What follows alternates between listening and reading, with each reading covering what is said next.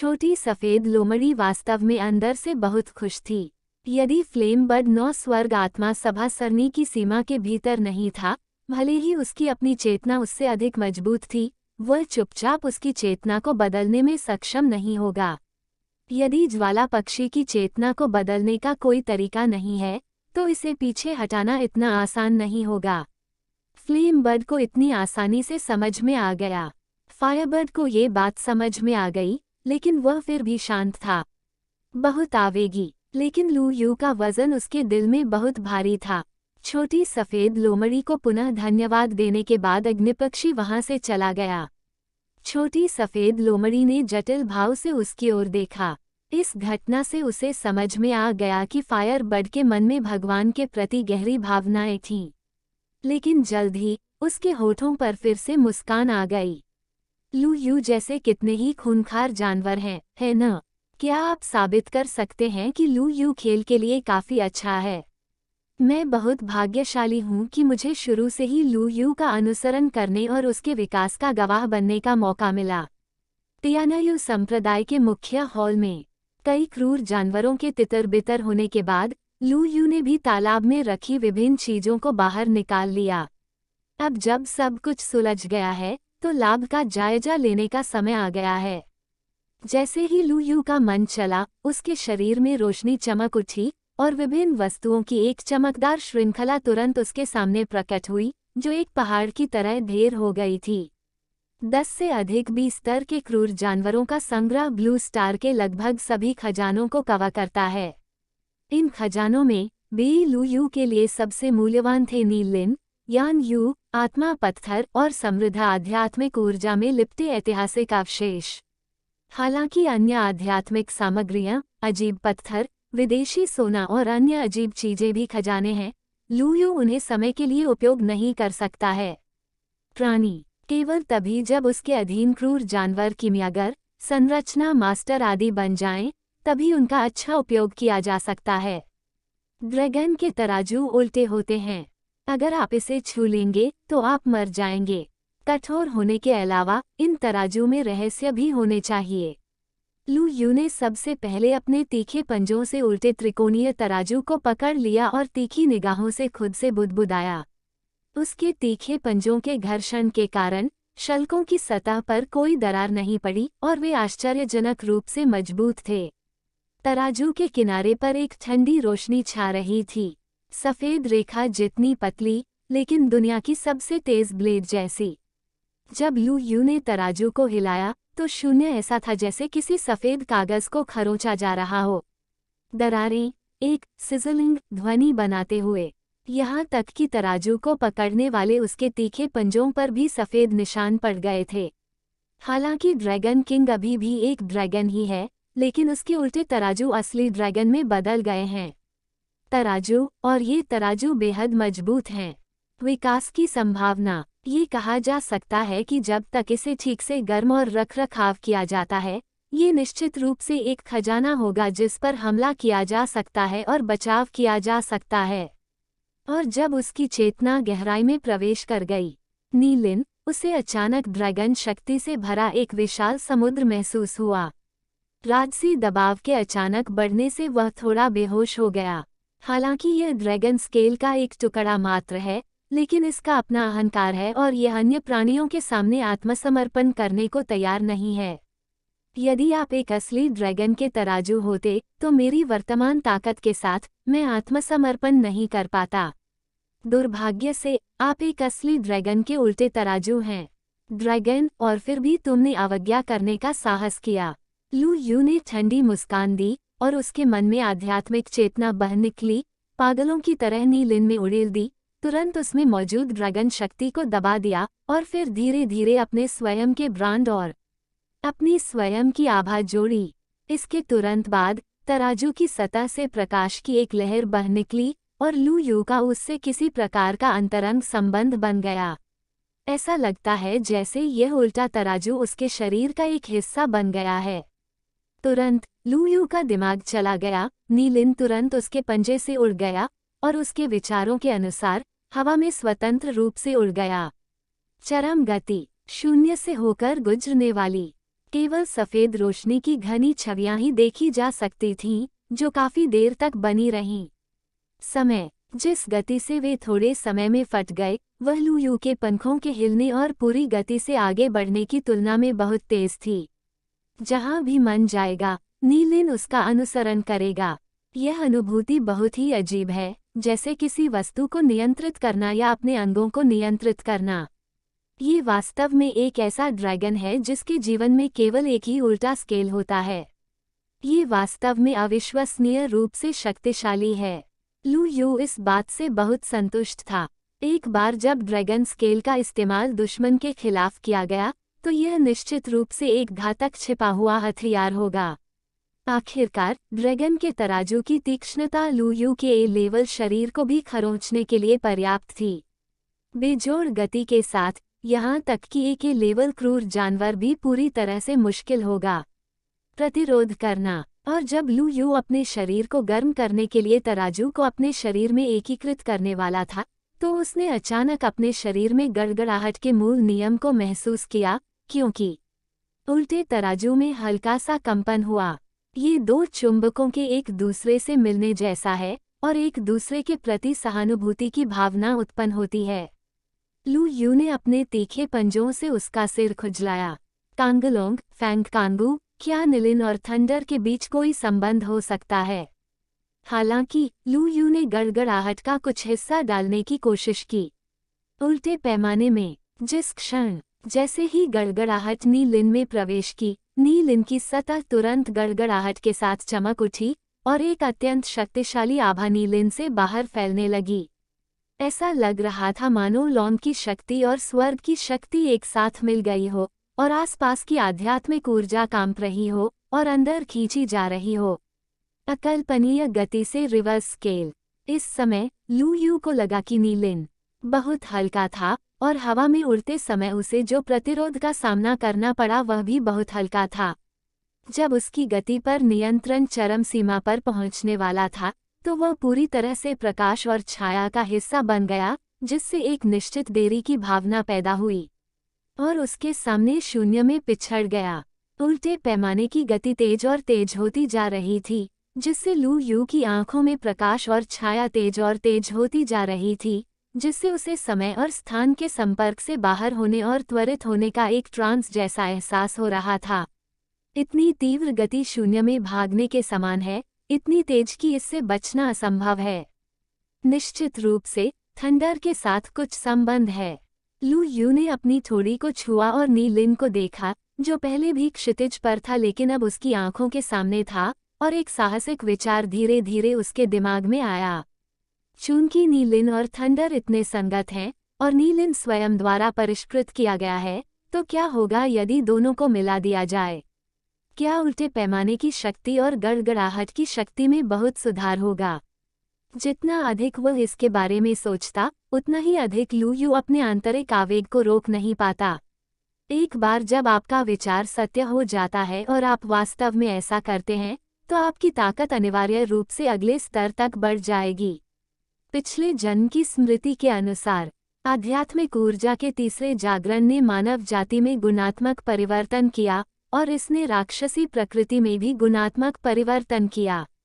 दौड़, कुछ पौराणिक राक्षस, दानव और राक्षस, रक्त के जागरण के माध्यम से दुनिया में पुनः प्रकट होगा और अंतहीन गड़बड़ी पैदा करेगा। जब समय आएगा, तो लू यू को ड्रैगन, हरे बैल और भयंकर बाघ जैसे संकर प्राणियों का सामना नहीं करना पड़ेगा।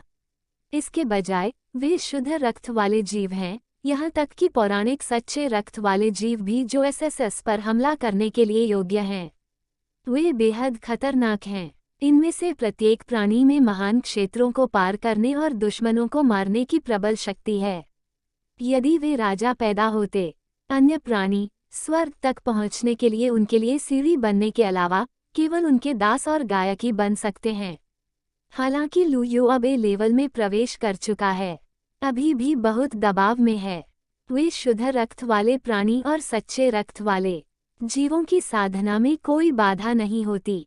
वे आध्यात्मिक ऊर्जा को निगल सकते हैं और सभी जीवित प्राणियों के मांस और रक्त को अवशोषित कर सकते हैं और उनकी वृद्धि दर पूरी तरह से तुलनीय है। खुद को सिस्टम द्वारा आशीर्वाद दिया गया है। यदि आप उन्हें मारना चाहते हैं तो आपको असाधारण साधनों का उपयोग करना होगा। अपने मन में विचार की पुष्टि करने के बाद लू यू ने अपनी आंखें थोड़ी बंद कर ली, अपनी आभा को सर्वोत्तम स्थिति में समायोजित किया और तुरंत गड़गड़ाहट के स्रोत को सक्रिय कर दिया ताकि वह कदम से कदम मिलाकर नीलिन की ओर इकट्ठा हो सके। जब गड़गड़ाहट का स्रोत नीलिन के पास पहुंचा तो नीलिन तुरंत घने बिजली के चापों में फट गया, जैसे कि एक प्रकार की गोलाकार बिजली बन रही हो, लगातार अपने आसपास की हर चीज को चमका रही थी। लू यू नीलिन के करीब था और उसने तुरंत ही बिजली की बौछार को झेल लिया। हालांकि उन्होंने रक्षा की परवाह नहीं की, बल्कि दोनों के एकीकरण के लिए स्वयं को पूरे मन से समर्पित कर दिया। वह स्पष्ट रूप से महसूस कर सकता था कि उसका विचार सही था। गड़गड़ाहट की उत्पत्ति को वास्तव में उस विपरीत पैमाने के साथ जोड़ा जा सकता है जिसे आपने परिष्कृत किया है, लेकिन विपरीत पैमाना और गड़गड़ाहट की उत्पत्ति दोनों ही अत्यंत शक्तिशाली और प्रभावशाली चीजें हैं। दोनों में एक दूसरे के पूरक हो सकते हैं, लेकिन जब वे वास्तव में एक साथ मिल जाते हैं तो ऐसा लगता है जैसे चुंबक के ध्रुव उलट गए हों, जिससे अत्यंत भयावह प्रतिकर्षण बल उत्पन्न होता है। यदि वे इस प्रतिकर्षण शक्ति का प्रतिरोध नहीं कर सकते तो दोनों के विलय की कोई संभावना नहीं होगी। इसके अलावा जैसे जैसे दोनों एक दूसरे के करीब आते हैं और एक दूसरे से टकराते हैं, वे धीरे धीरे अविभाज्य हो जाते हैं और एक छोटे हिस्से में विलीन हो जाते हैं। भले ही लू यू रोकना चाहता था, यह असंभव था, क्योंकि एक बार जब वह रुकेगा तो उसके शरीर में दो भयानक ताकतें फट जाएंगी। भले ही लू यू का शरीर तब तक लेवल ए पर पहुंच गया हो, लेकिन वह कभी भी आंतरिक और बाहरी टकरावों का सामना नहीं कर पाएगा। अचानक नीलिन के केंद्र में अनगिनत बिजलियां चमकने लगी, जैसे हॉल में हजारों गड़गड़ाहटें हो रही हों, और लू यू के पास कोई बचाव करने का समय नहीं था। वह थंडर और नीलिन की तेज ऊर्जा का जबरदस्ती विरोध करने के लिए केवल अपने भौतिक शरीर की ताकत पर भरोसा कर सकता था। गड़गड़ाहट की बौछार के कारण उसके सुनहरे पंख तुरंत काले हो गए, जलने जैसी गंध आने लगी, और यहाँ तक कि उसके पंखों पर कट भी लग गए, जो उल्टे शल्कों के आघात से उत्पन्न आभा के कारण हुए थे। सौभाग्य से दोनों का एकीकरण धीरे धीरे शुरू हो गया है। टकराव के प्रति शुरुआती पूर्ण प्रतिरोध से लेकर ये धीरे धीरे एकीकरण बन गया है, जिससे अराजकता की शक्ति पहले जितनी भयावह नहीं रह गई है। हालांकि लू यू ने अभी भी आराम करने की हिम्मत नहीं की। ये पहली बार था जब उसने मूल कानून को उन चीजों में एकीकृत किया जिन्हें उसने परिष्कृत किया था। वह नहीं जानता था कि क्या कुछ भी असामान्य घटित हो सकता था, इसलिए उसे सभी तैयारियां करने पर ध्यान केंद्रित करने की आवश्यकता थी। सिज़िज़ी, हवा में गड़गड़ाहट फैल गई और विस्फोट की आवाज पूरे 1 घंटे तक जारी रही। लू यू की हल्की रक्तवर्णित निगाहों के सामने उसके सामने लटका हुआ उल्टे तराजू का टुकड़ा शुरू में गड़गड़ाहट के उद्गम के साथ विलीन हो गया था। नीलिन पहले सख्त और तेज हुआ करता था, अब वह थोड़ा भ्रामक और धुंधला हो गया है। सतह पर चांदी की गड़गड़ाहट चमकती है, जैसे प्रकाश प्रतिदीप्ति से चमक रही हो। समय समय पर आध्यात्मिक सांप सतह पर भागते हैं और एक झटके में गायब हो जाना। विशेष रूप से नीलिन के केंद्र में लू यू स्पष्ट रूप से गड़गड़ाहट का एक गोला महसूस कर सकता था जो चरम सीमा तक संकुचित था और एक बेचैन और विनाशकारी आभा बिखेर रहा था। थंडर बॉल के केंद्र में लू यू एक ड्रैगन की छाया को अस्पष्ट रूप से देख सकता था, जैसे कि एक थंडर ड्रैगन उसके अंदर गर्भ धारण कर रहा था। गड़गड़ाहट की उत्पत्ति और रिवर्स स्केल का अंततः सफलतापूर्वक विलय हो गया। लू यू का शरीर हिल गया, जिससे झुलसी हुई काली सतह टूट गई और वह धुएं और धूल में बदल गई जो शून्य में फैल गई। उसका घायल शरीर ठीक हो गया है तथा उसके चारों ओर का वातावरण कम दबावपूर्ण तथा अधिक संयमित हो गया है। ऐसा लगता है कि ऐसा इसलिए है क्योंकि थंडर विधि को रिवर्स स्केल में स्थानांतरित कर दिया गया है। आखिरकार इस समय रिवर्स स्केल चांदी की रोशनी से चमक रहा है और ये लगभग पारदर्शी है। ऐसा लगता है कि यह उसकी दबंग शक्ति विरासत में मिली, जिससे शून्य ऊपर नीचे होता रहा, लहरें उठती रहीं और वृत्ताकार रूप में फैलती रहीं। अदृश्य लहरें। हालांकि गड़गड़ाहट का नियम स्थानांतरित हो गया है, लू यू ने सोचा कि वह अभी भी गड़गड़ाहट को नियंत्रित कर सकता है। ये पहले से अलग नहीं था। इसके विपरीत, वह इसे जुटाने में अधिक सहज था। गड़गड़ाहट की शक्ति भी कुछ हद तक परिष्कृत हो गई थी, थोड़ी कम सुन्नता और थोड़ी अधिक नष्ट। सबसे बड़ा परिवर्तन निस्संदेह का टुकड़ा था। नीलिन, जो लू यू की समझ में कुछ भी नहीं के बराबर हल्का लग रहा था। जैसा कि उसने सोचा, नीलिन शून्य के माध्यम से चला गया, चांदी की रोशनी और बिजली के साथ, और ऐसा लग रहा था कि वो उसके विचारों का अनुसरण करने में सक्षम था और कहीं भी उड़ जाओ। निस्संदेह, गड़गड़ाहट की उत्पत्ति के आशीर्वाद के कारण नीलिन की शक्ति और भी भयानक है। कुछ समय तक नीलिन को सक्रिय करने के बाद, लू यू ने पाया कि उसके शरीर में आध्यात्मिक ऊर्जा की खपत भी बहुत गंभीर थी। जाहिर है कि ये दीर्घकालिक सक्रियण के लिए उपयुक्त नहीं है, लेकिन यह आश्चर्य से जीतने के लिए काफी अच्छा है। वह लगभग पुष्टि कर सकता है कि इस समय निलियन की गति पर फिलहाल अन्य स्तर के जानवरों के बच निकलने की कोई संभावना नहीं है। बहुत तेज। इसकी गति इतनी तेज है कि यह समय और स्थान में यात्रा करने के करीब है। ये वह चीज नहीं है जो एक स्तर एक क्रूर जानवर हासिल कर सकता है। लू यू बेहद संतुष्ट था और उसने नीलिन को अपने शरीर में ले लिया, धीरे धीरे उसे आध्यात्मिक ऊर्जा से गर्म कर दिया। तभी उसका ध्यान सामने पड़े काले ज्वाला पंखों के ढेर पर गया। ये ज्वाला पक्षी से लिया गया था, और यह ज्वाला पक्षी का सार भी है। उल्टा पैमाना मूल कानून को ले जा सकता है, तो क्या ये लौ पंख भी ऐसा कर सकता है? लू यू ने सोचा कि वह इसे आजमा सकता है। उसे एक अस्पष्ट सा एहसास हुआ कि जैसे जैसे उसकी समझ बढ़ती गई और मूल पर नियंत्रण गहरा हो गया, और जितना अधिक गहरा होगा, मूल की शक्ति को वहन करने वाला उल्टा पैमाना उतना ही अधिक परिवर्तन से गुजरेगा। यदि उसके द्वारा नियंत्रित मूल को नीलिन जैसी विदेशी वस्तुओं में एकीकृत किया जाता है, तो उसकी ताकत में अनिवार्य रूप से काफी सुधार होगा। लू यू ने अपनी सांस को समायोजित करने के तुरंत बाद सबसे पहले एक एक करके ज्वाला पंखों को परिष्कृत किया, और साथ ही साथ अपने में एक उपयुक्त स्रोत की खोज की। दिल यान यू वायु विशेषता का मूल नहीं है, बल्कि एक निश्चित मूल है जो इच्छा और परिवर्तन को नियंत्रित करता है। एकमात्र मूल जिसके बारे में लू यू वर्तमान में सोच सकता है वह है चुप के हमले में निहित छाया मूल। हालांकि ज्वाला पंख को परिष्कृत करने के बाद छाया मूल ने बिल्कुल भी प्रतिक्रिया नहीं की, और शरीर में अन्य मूल शक्तियों ने भी कोई अजीब उतार चढ़ाव नहीं दिखाया। ऐसा लगता है कि यान यू के साथ कोई अनुकूलता नहीं है। हालांकि कोई अनुकूलता नहीं थी, लू यू ने इसे आजमाने का फैसला किया। मुड़ा हुआ तरबूज बहुत मीठा हो सकता है। तो लू यू ने छाया स्रोत को संगठित करना शुरू कर दिया। उसका शरीर फिर से एक काली गेंद की तरह बिना एक कदम चले यान यू की ओर बढ़ रहा था। जब छाया मूल निकट आया, तो यान यू ने सहज रूप से एक शक्तिशाली अस्वीकृति प्रतिक्रिया उत्पन्न की, छाया मूल का विरोध किया। लू यू ने इसे नजरअंदाज किया और छाया से आग्रह करना जारी रखा। स्रोत के पास आना जारी है, जैसे दो अदृश्य बड़े हाथ दोनों को बलपूर्वक एक साथ ला रहे हों।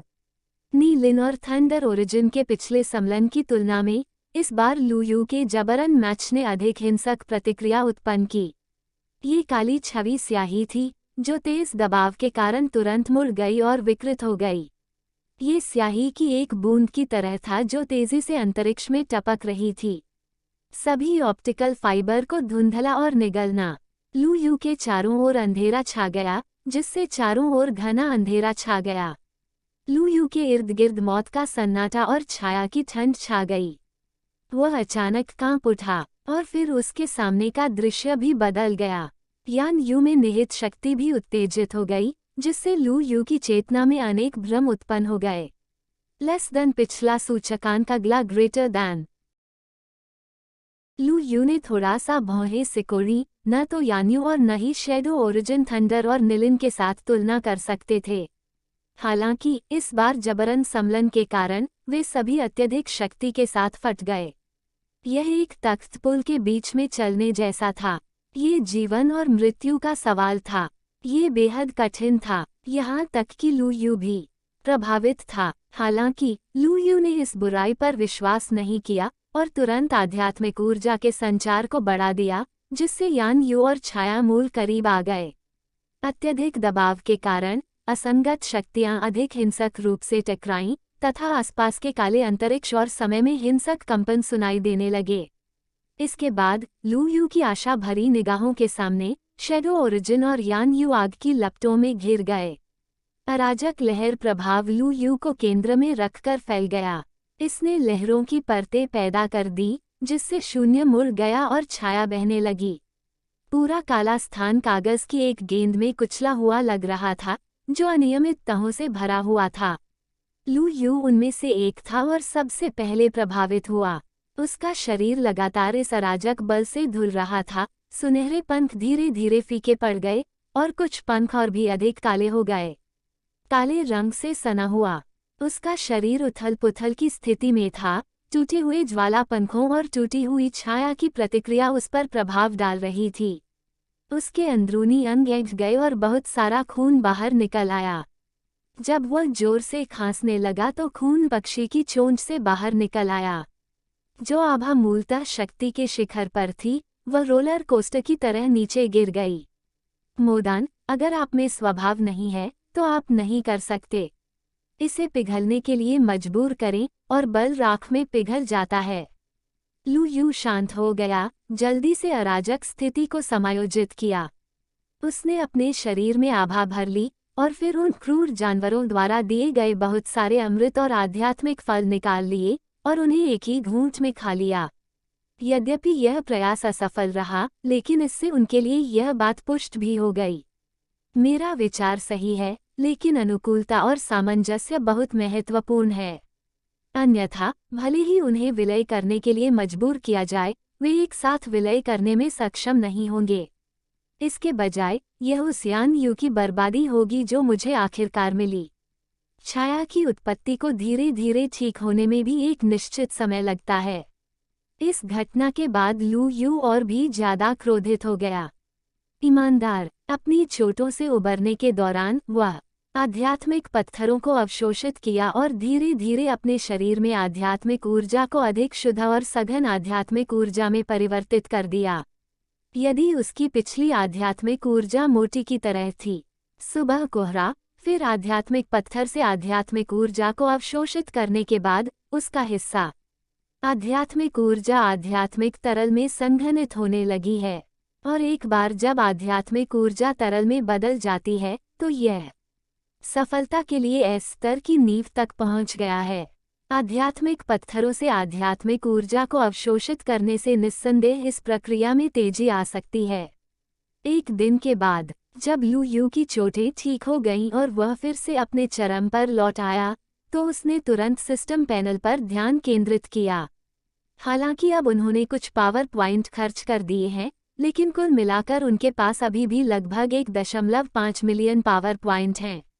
ये पावर पॉइंट बहुत सारे लगते हैं, लेकिन यदि आप 9 स्वर्ग आत्मा सभा सरणी का विस्तार करना चाहते हैं और इसे दूसरे स्तर तक अपग्रेड करना चाहते हैं, तो आपको 1 मिलियन पावर पॉइंट्स की आवश्यकता होगी।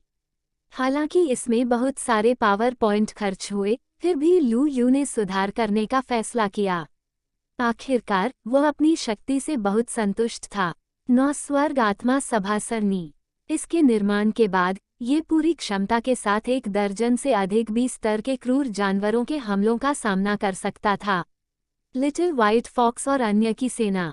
यदि एक और सुधार होता है तो न केवल संरचना का क्षेत्र और भी अधिक विस्तारित होगा, बल्कि रक्षा शक्ति और आध्यात्मिक इकट्ठा करने की क्षमता भी बढ़ेगी। ऊर्जा में भी काफी सुधार होगा। ये त्यानयु संप्रदाय के उन क्रूर जानवरों के लिए बहुत लाभकारी और मददगार है जो उच्च क्षेत्र पर आक्रमण करना चाहते हैं। इसके अलावा जैसे जैसे अधिक से अधिक सी स्तर के क्रूर जानवरों के त्यानयु संप्रदाय में शामिल होने के कारण वर्तमान त्यानयु संप्रदाय का क्षेत्र अब पर्याप्त नहीं है और 9 स्वर्ग आत्मा सभा सरणी में एकत्रित आध्यात्मिक ऊर्जा बहुत पतली हो गई है।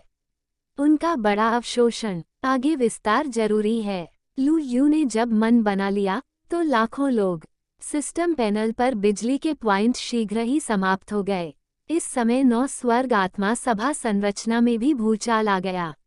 सबसे पहले इस बात का एहसास शहर के खूंखार जानवरों को हुआ, विशेषकर उन खूंखार जानवरों को जिनमें अत्यंत तीव्र आध्यात्मिक चेतना थी। उन्होंने अचानक अपनी आंखें खोली और अत्यंत गंभीर भाव से लहराती और हिलती धरती को देखा। यद्यपि वे नहीं जानते थे कि क्या हुआ था, उनकी आध्यात्मिक धारणा में त्यानयु संप्रदाय का हर कोना हिल रहा था और संप्रदाय में आध्यात्मिक ऊर्जा भी अराजकता में प्रकट हुई। स्पष्ट रूप से ऐसा लग रहा था मानो जमीन फैल रही है और किसी शक्तिशाली अदृश्य शक्ति द्वारा खींची जा रही है। क्या हुआ? दुश्मन का हमला। छोटी सफेद लोमड़ी और अन्य खूंखार जानवर उस क्षेत्र से बाहर निकल आए जिसके लिए वे जिम्मेदार थे। सतर्कता से चारों ओर देखते हुए स्रोत को खोजने की कोशिश कर रहे थे। हंगामे का। हालांकि उन्होंने विभिन्न क्षेत्रों में छानबीन की, लेकिन उन्हें न तो कोई घुसपैठिया दिखाई दिया, न ही उन्हें कहीं से कोई युद्ध की लहर आती दिखाई दी। छोटी सफेद लोमड़ी की आध्यात्मिक चेतना सबसे तेज गति से फैल गई है। उसकी धारणा में 9 स्वर्ग आत्मा सभा सरनी नहीं है। इसके बजाय विभिन्न रहस्यमय पैटर्न तैयार किए गए हैं और परिधि की ओर फैल गए हैं। जो क्षेत्र पहले इस संरचना के अंतर्गत नहीं थे, वे अब धीरे धीरे इस संरचना के अंतर्गत आ रहे हैं तथा संरचना का विस्तार हो रहा है। यह महसूस करते ही उसने तुरंत अपना ध्यान दूसरी ओर लगाया, मुख्य हॉल में जहां लू यू था।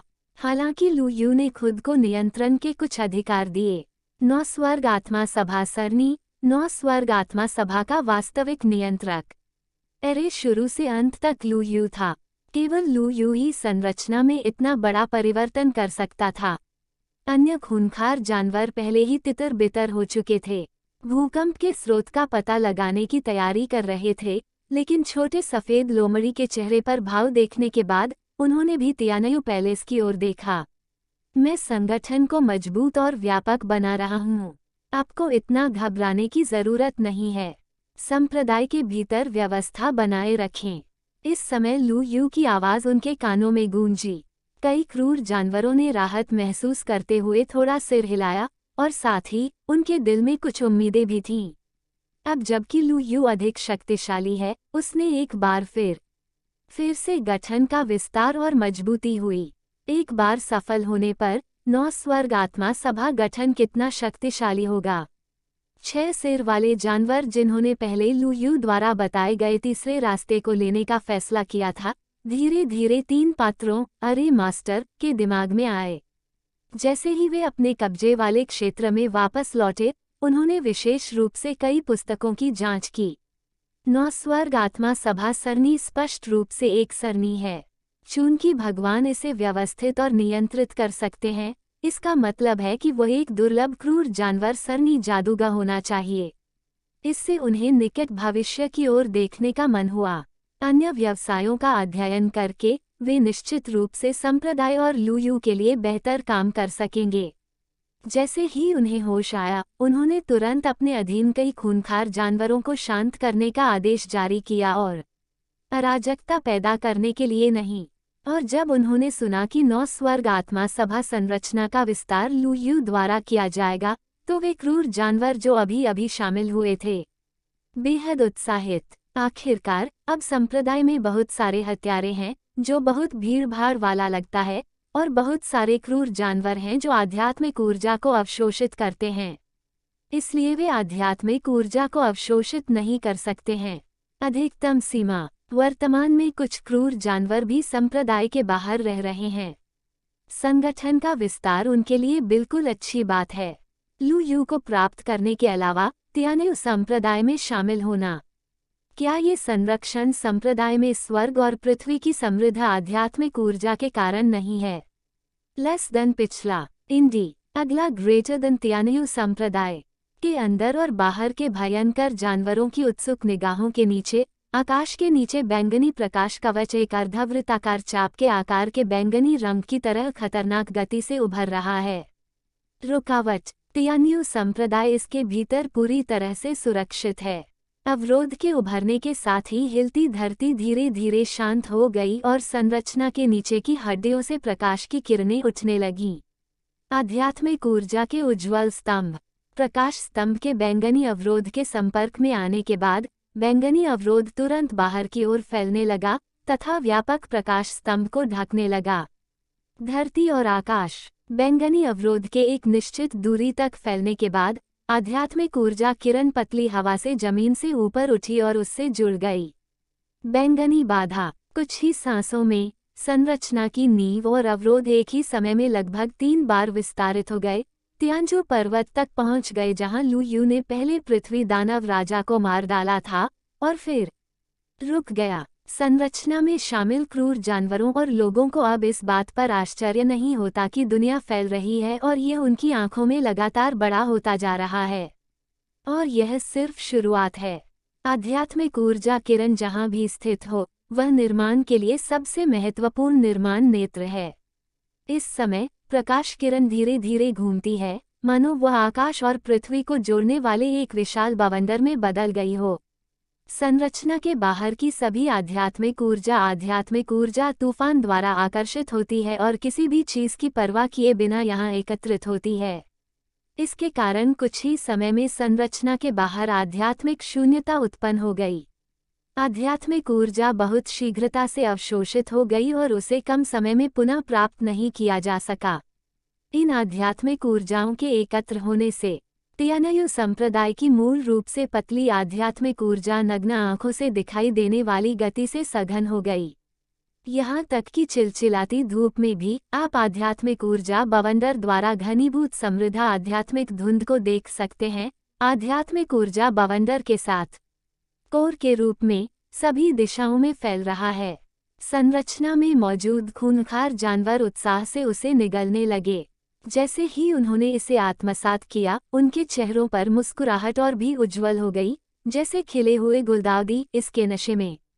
क्योंकि विस्तारित गठन के बाद आध्यात्मिक ऊर्जा अवशोषित हो गई, न केवल आध्यात्मिक ऊर्जा की मात्रा बल्कि आध्यात्मिक ऊर्जा की शुद्धता भी पिछले गठन को पार कर गया। इस तरह की खेती की गति बाहर की तुलना में लगभग 3 गुना तेज है। अंतर वास्तव में बहुत बड़ा है। संरचना से घिरे लगभग सभी क्रूर जानवर जयकार कर रहे थे, मानो वे किसी प्रकार के समृद्ध आगमन का अनुभव कर रहे हों। आयु। ऐसे समृद्ध आभा वाले वातावरण में बिना प्रतिभा वाला सुअर भी एक क्रूर जानवर बन सकता है और उसकी ताकत अधिक से अधिक भयानक हो जाएगी।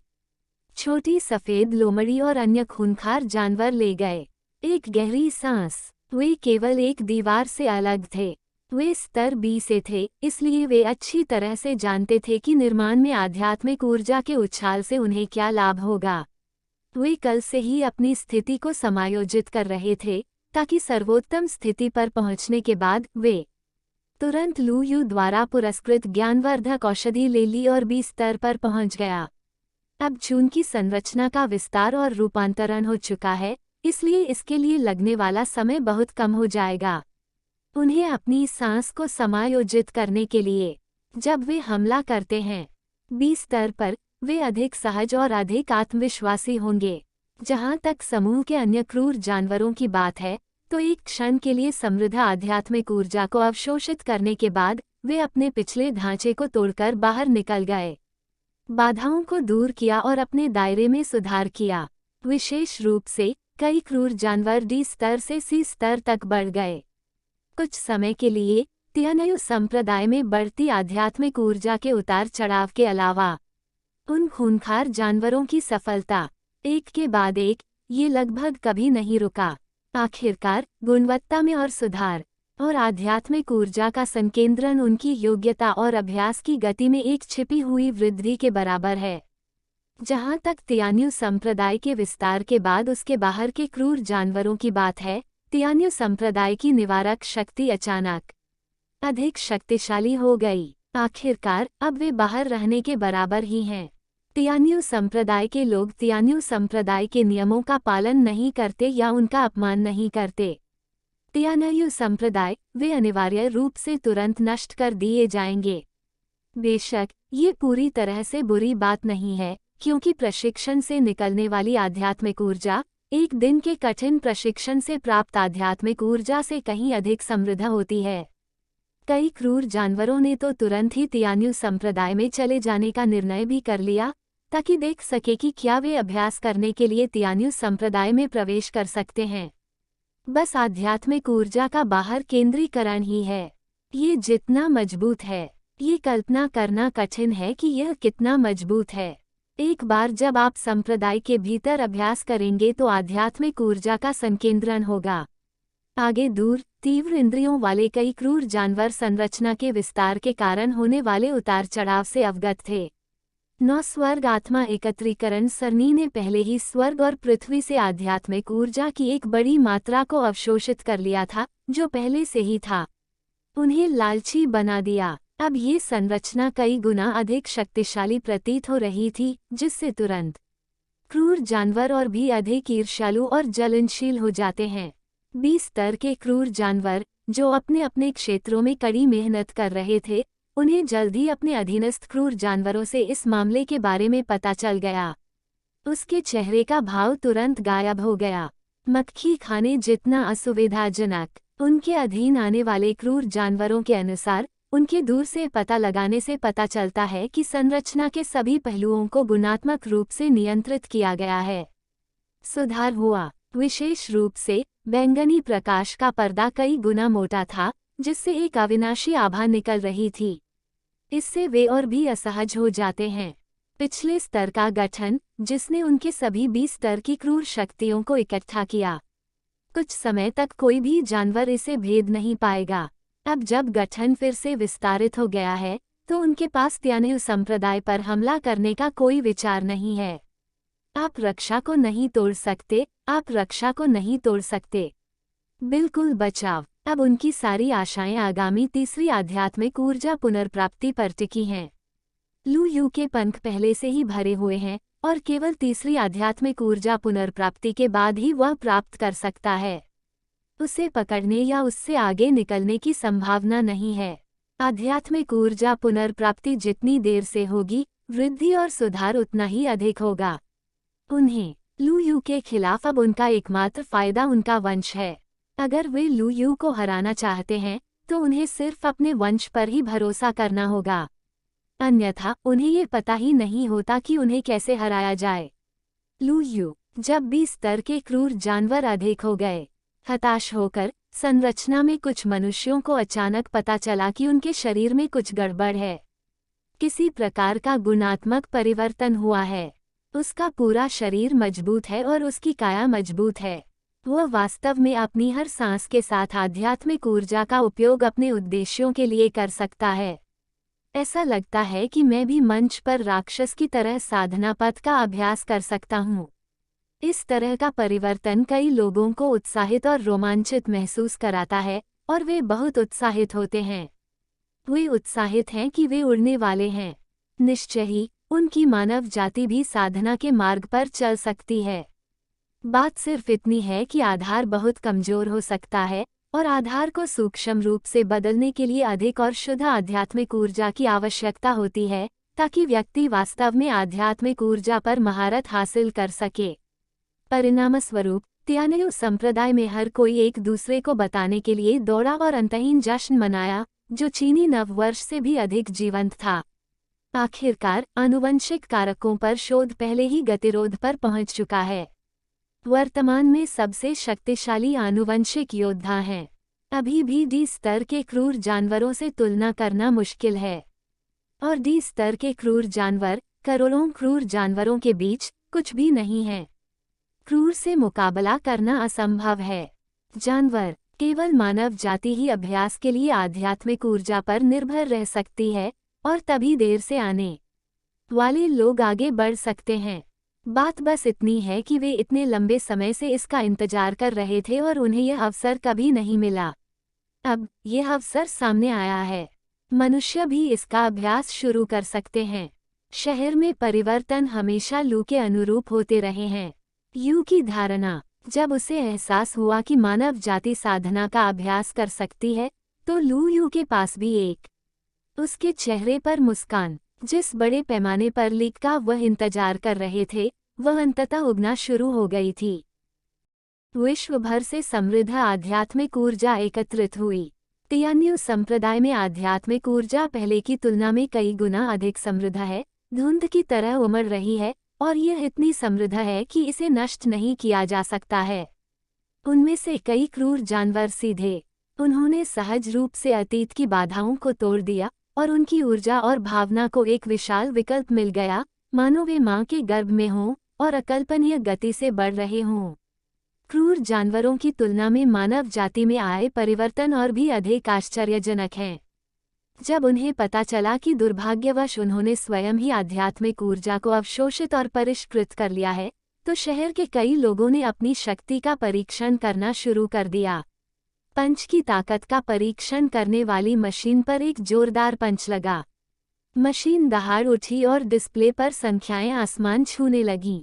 अंत में ये 999 किलोग्राम की परीक्षण सीमा को पार कर गई और मशीन ने दम तोड़ दिया, धूम्रपान करना शुरू कर दिया।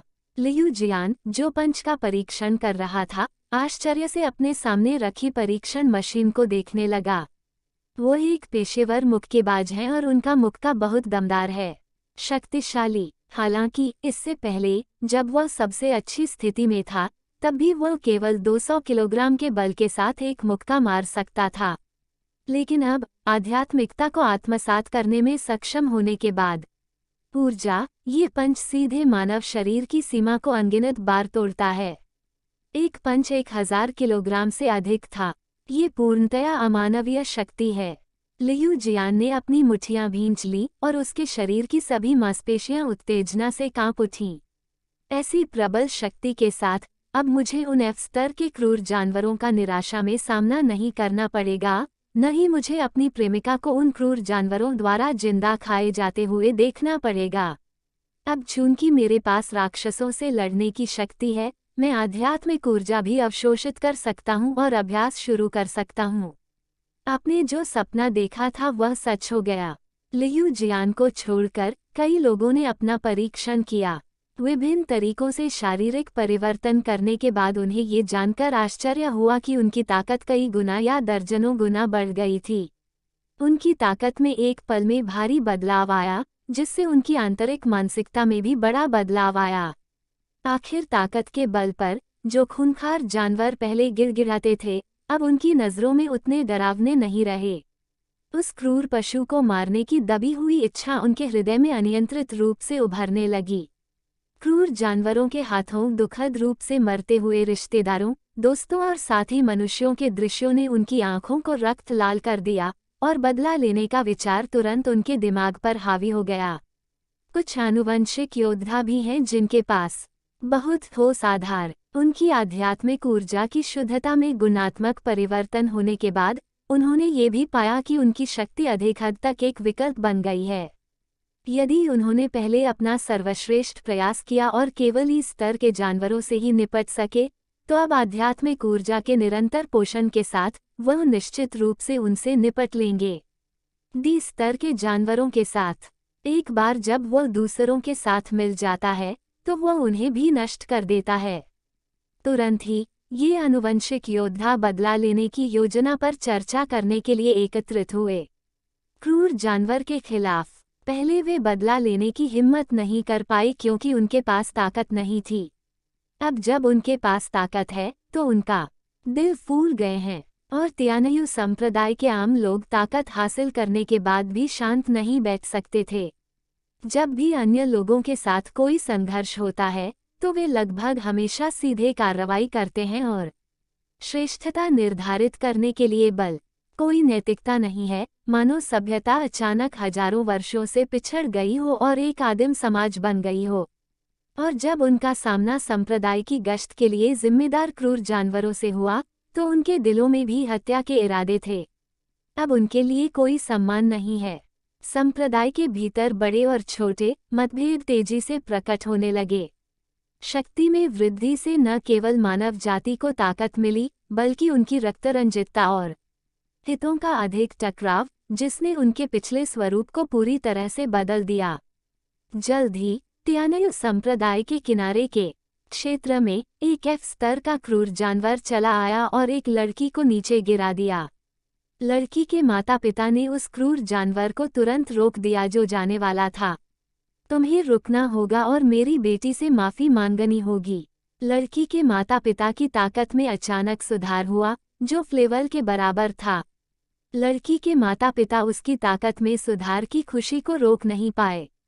न तो वे अपनी ताकत दिखा पाए और न ही अपने दिलों में छिपे अलगाव को दबा पाए। उन्हें एफ लेवल के जानवर से माफी मांगनी पड़ी। हालांकि एफ स्तर के क्रूर जानवर ने स्पष्ट रूप से उनके विचारों को नजरअंदाज कर दिया और अपने रास्ते पर चलना जारी रखा। अपना एफ लेवल के जानवर के इस रवैये से लड़की के माता पिता अब अपने दिल में दबा हुआ गुस्सा बर्दाश्त नहीं कर सके। एक बाईं तरफ और दूसरा बाईं तरफ। ठीक है, उन दोनों ने एफ स्तर के जानवर पर हमला किया। आध्यात्मिक ऊर्जा से बपतिस्मा लेने के बाद उनकी ताकत एफ स्तर तक पहुंच गई। उनका पहले भी परीक्षण किया जा चुका है और उनमें निश्चित रूप से यह क्षमता है एफ स्तर के क्रूर जानवरों के साथ प्रतिस्पर्धा करने के लिए। यही कारण है कि उन्होंने इतनी निर्णायक कार्रवाई करने की हिम्मत की। एफ स्तर के क्रूर जानवर ने स्पष्ट रूप से यह उम्मीद नहीं की थी कि गिड़गिड़ाती मानव जाति अचानक हमला कर देगी। ये तो दूर की बात है कि उनके हमला इतना शक्तिशाली था। शरीर पर सिर्फ 2 जोरदार घूंसे पड़े और एफ स्तर के क्रूर जानवर की पीठ पर गड्ढा हो गया। हड्डियां टूट गईं और उसकी नसें टूट गईं। पीछे की ओर उड़ा, जोर से जमीन से टकराया और मर गया। मौके पर ही बुरी तरह से घायल हो गए। इस एफ स्तर के क्रूर जानवर की मौत के बाद यहाँ के क्रूर जानवर और इंसान इस दृश्य को अचंभित होकर देखते रहे। उनमें से किसी को भी यह उम्मीद नहीं थी कि एक एफ स्तर का क्रूर जानवर जो अतीत में अजेय था, इस तरह मर जाएगा। फिर भी अपनी मानव जाति के हाथों मर गए। अचानक अतीत में खूंखार जानवरों द्वारा परेशान किए जाने का गुस्सा जय जयकार में बदल गया, जिससे वहां तुरंत शोर मच गया। यहाँ गश्त के लिए जिम्मेदार कई जानवरों ने गिरी हुई लड़की और उसके माता पिता को घूरा और फिर एक के बाद एक आगे बढ़ गए। छूरा भौंकना, मांस और रक्त के टुकड़े होने की आवाज। ये बात तुरंत ही उन तीनों के मुंह से निकल आई। कुछ ही पलों में वे कई क्रूर जानवरों द्वारा निर्दयतापूर्वक मारे गए और उनके पेट में शिकार बन गए। नहीं, उन्हें मार डालो, उन्हें मार डालो। हम अब अपने साथी मनुष्यों को क्रूर जानवरों के हाथों मरने की अनुमति नहीं दे सकते। उनसे और अतीत में मारे गए हमारे रिश्तेदारों से बदला लें। जब वे तीनों खाने वाले थे, जब वे सूख गए, तो किसी ने जोर से चिल्लाया और वे तुरंत उत्तेजित हो गए। वे इससे उबर गए। वे चौंक गए और उन खूंखार जानवरों की ओर दौड़ पड़े। उस आवाज की पुकार पर लगभग 100 लोगों ने जवाब दिया।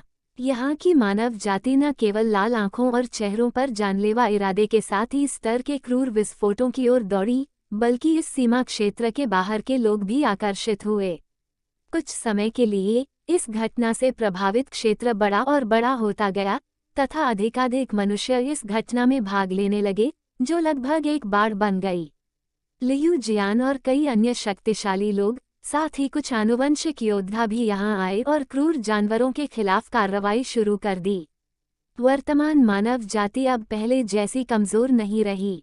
वे अपनी प्रबल शक्ति और बदला लेने की इच्छा से चकाचौंध हो चुके हैं। परिणामस्वरूप वह स्थान जहाँ क्रूर जानवर और मनुष्य आपस में टकराए थे, एक विशाल मांस की चक्की जैसा प्रतीत हो रहा था, जिसमें असंख्य रक्त और टूटे हुए अंग थे। हर जगह उड़ना, वहाँ इंसान और खूंखार जानवर हैं। दृश्य बहुत दुखद था। जैसे जैसे यह बड़े पैमाने पर संघर्ष तेज हुआ, लू यू, जो लंबे समय से गुप्त रूप से देख रहा था, ने भी कार्रवाई करने का फैसला किया। लेस देन पिछला सूचकांक, अगला ग्रेटर देन।